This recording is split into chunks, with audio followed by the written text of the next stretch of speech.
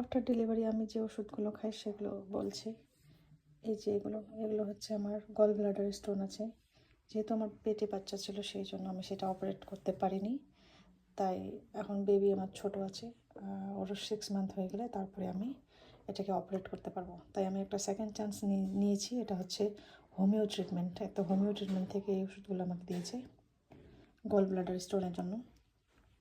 এটা হচ্ছে ক্যালসিয়াম আর এটা হচ্ছে আয়রন।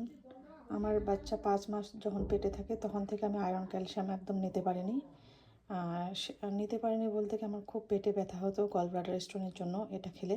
তো সেই জন্যে আর কি এগুলো আমি খেতে পারিনি। তো এখন আমার ডেফিসিয়েন্সি আছে ক্যালসিয়াম আয়রনের, সেই জন্য এটা আমি রেগুলার নিচ্ছি আফটার ডেলিভারি।